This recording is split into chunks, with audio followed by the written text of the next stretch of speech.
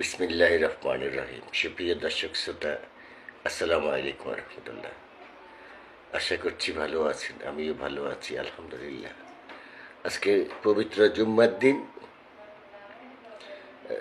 জুম্মার নামাজের সময় থেকে বৃষ্টি হচ্ছে চট্টগ্রাম শহরে। তো বিকেল আর বের হই নাই, অফিসে যাই নাই, বাসায়। তা আজকে যে কথাগুলো বলবো, কিছু না বলা কথা, কথাগুলো বলতে অনেক সময় ভালো লাগে। একটা সময় আমরা বন্ধু বান্ধব ফ্রেন্ড সার্কেল একসাথে আড্ডা দিতাম, গল্পের ছলে অনেক কথা বলতাম। এখন ফেসবুক যুগে সেটা খুব কম হয়, একসাথ হওয়া খুবই তেমন একটা হয়ে ওঠে না আর কি। তো যাই হোক, যে কথাগুলো বলবো এটা অন্যদের জন্য শিক্ষণীয়। আজকালকে যা হচ্ছে না, আজকালকের পরিবারগুলোতে দেখা যাচ্ছে আপনার ভাই বোনে ভাই ভাই আসলে মধুর ভালোবাসাটা এখন আর তেমন একটা চোখে পড়ে না। তা আমি যখন ছোট ছিলাম, আমি ক্লাস 6 অথবা 7-এ, এই সময় ধরে 4, 5, 6 এই সময়ের মধ্যে আমি তখন আমার বাবা ছিল, আমার বাবা বেঁচে ছিল। আমরা আসলে এখানে একটা কথা বলা খুবই প্রয়োজন। অনেকের সাথে কথা বলি, অনেকে আমাকে একজন সংবাদকর্মী হিসেবে চেনেন, কিন্তু আসলে পারিবারিকভাবে অনেকে আমাকে চিনেন না। আমি আসলে খুব সাধারণ এক পরিবারে আমার জন্মগ্রহণ করেছি। আমার বাবা ছিল একজন আলেম। তিনি পাকিস্তান আমলে কারিয়ানা পাশ করেছেন। কারিয়ানা হচ্ছে আল কোরআনকে সহি শুদ্ধভাবে যারা পড়তে পারে ওদেরকে এই কারি বলে থাকে, মূলত সহি শুদ্ধভাবে পড়া। তো আমার বাবা খুবই সহজ সরল ছিল, এবং এই মানে খুবই সহজ সরল, এবং আমার বাবা ভীতু ছিল। মানুষ যারা রাজনীতি করে বা পাওয়ারফুলি ওদেরকে খুব ভয় করতো আমার বাবা। আমরা দেখতাম যে দিনের বেলা উনি বিভিন্ন মাহফিলে যেতেন, সন্ধ্যার পরে মাহফিলে যেতেন, মাহফিলে গিয়ে ওয়াজ করতেন, বয়ান করতেন, কখনো মসজিদে নামাজ পড়াইতেন, কখনো আরবি শিক্ষা প্রতিষ্ঠানে টিচার হিসাবে কাজ করতেন। এগুলো আমরা দেখতাম, কিন্তু তারপরে ওনার মধ্যে একটা ভয়, উনি খুব ভয় পেত মানুষকে, যে মানে কখন মান সম্মানের আঘাত আসে। দিনে রাতে যেমন তেমন রাতের বাসে এসে আমরা অনেক সময় গভীর রাতে ঘুমাতে পারতাম না। আমার বাবা মানে খুব কান্না করতো আল্লাহর কাছে, মানে বলতে গেলে ওই যে আত্মনাদ করে কান্নার করার মতোই উনি আল্লাহর কাছে কান্না করতো, আল্লাহ আমাকে মাফ করে দিয়েছো তুমি, আল্লাহ আমাকে মাফ করে দাও। উনি ধার্মিক ছিল এবং আল্লাহকে খুব ভয় করতেন, একজন আলিম হিসাবে যতটুকু থাকার প্রয়োজন ছিল। তা আমার দাদাও ভালো মানুষ ছিল।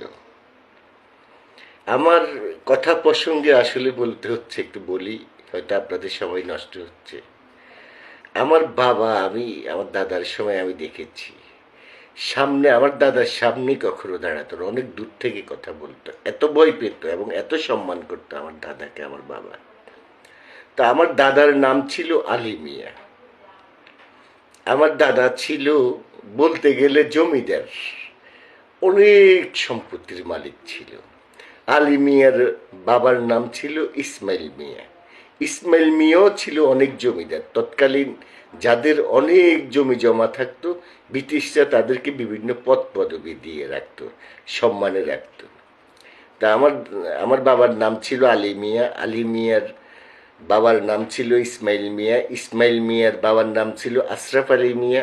আশরাফ আলীর বাবার নাম ছিল, যদি আমার ভুল না হয়, সাদুল্লাহ মিয়া। তো এই মিয়াটা কিন্তু আমার বাবার বেলায় এসে আমার বাবা মিয়া শব্দটা ব্যবহার করে নাই, আমিও করি নাই। তো সেখান থেকে এভাবে আমাদের পরিবারে আসে। আমার বাবা আলেম ছিল, আমার বাবা আলেম ছিল, ইনকাম ছিল খুবই সীমিত। একজন টিচার বলেন, একজন শিক্ষক, একজন আলেম, ওদের তো অনেক টাকা তো থাকে না, খুব সীমিত টাকা আয় করতো। তা আমাদের ঘরে এই আমরা ছিলাম 3 বোন 2 ভাই। আমার ছোট ভাইটা একেবারেই ছোট ছিল, হয়তো বা 2-3 বছর বা 4 বছর এরকম হবে।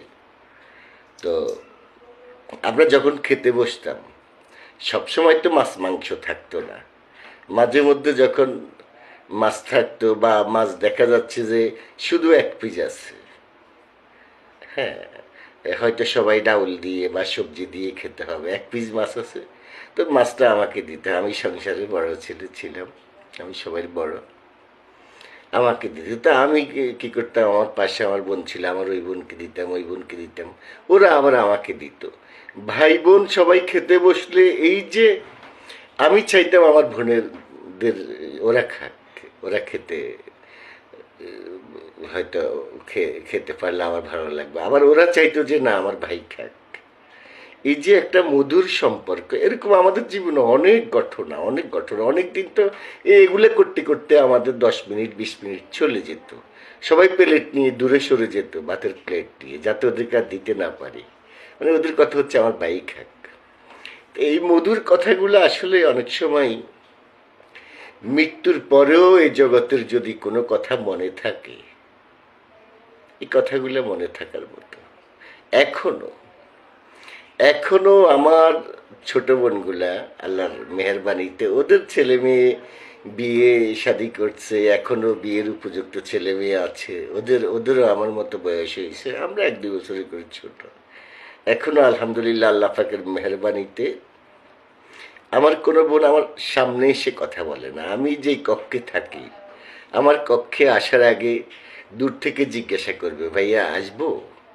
এই সম্মানটুকু, এই শ্রদ্ধাটুকু আল্লাহ পাকের মেহেরবানিতে এখনো আছে। এটা আমাদের বাবার দোয়া, আমাদের মায়ের দোয়া, আল্লাহর সাহায্য, এই জন্য এখনো আছে। কিন্তু এখন আমাদের ছেলে মেয়ে তো এই যুগের অনেক সময় সামনে এসে কথা বলে, বা এটা একটু ভিন্নতা, যুগের পরিবর্তন হয়েছে, মানুষের পরিবর্তন হয়েছে।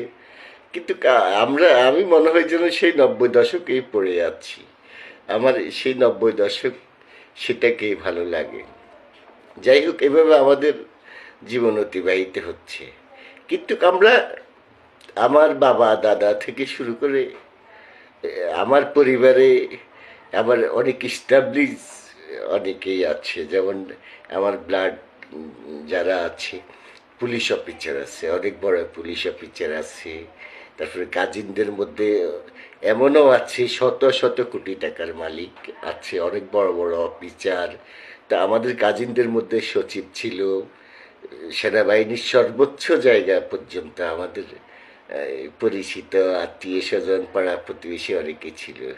কিন্তু আমরা কখনো কারো কাছে গিয়ে তদবির বাণিজ্য কিংবা সুপারিশ বা এরকমের জন্য কখনো যাইনি।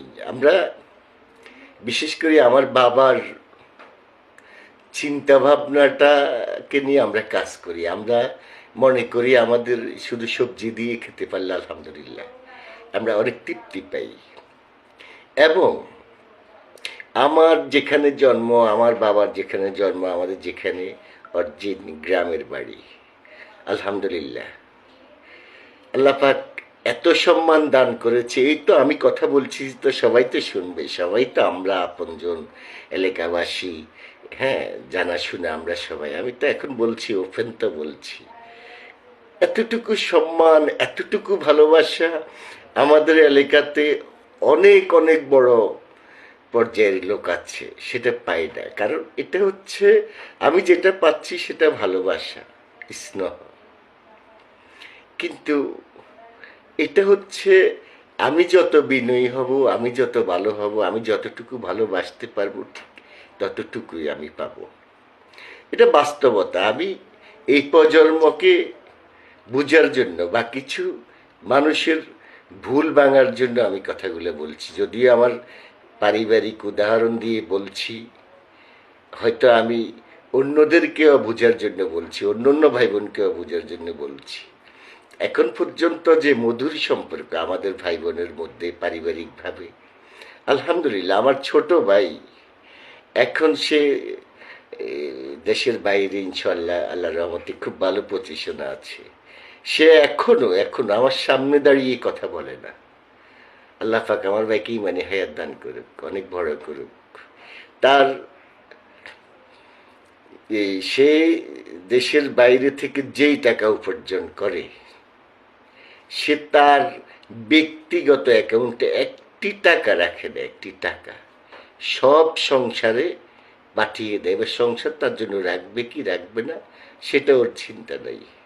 বা আমিও আমার জীবনে যদি কোনো কিছু করেছি, সেটাও আমি কখনো হিসাব নেওয়ার জন্য করি নাই। এটা আমাদের দায়িত্ব। আমরা এখনো মিলেমিশে আছি আলহামদুলিল্লাহ। কথা হচ্ছে, এখন বর্তমানের যুগ পরিবর্তন হয়েছে, মানুষের পরিবর্তন হয়েছে। হয়তো আমরা কেন জানি আগের মতোই রয়ে গেলাম, সেই 90 দশকের মতোই রয়ে গেলাম। তো আল্লাহ পাকের দরবারে শুকরিয়া, এভাবে থাকতে চাই। এটাই জীবন, এটাই সুন্দর। যদিও যদিও অন্যদের মতো আলিশান বাড়িতে থাকতে না পারি, অন্তত আমার জন্য সম্মানজনক একটা জায়গায় আমি আছি। আমি শুকরিয়া জ্ঞাপন করছি মহান রাব্বুল আলামিনের দরবারে। তো সবাই ভালো থাকবেন, দোয়া করবেন। আজকে শুক্রবার অবসরের সময় আপনাদের সাথে কিছু কথা শেয়ার করলাম। আসসালামু আলাইকুম ওয়া রাহমাতুল্লাহি ওয়া বারাকাতুহু।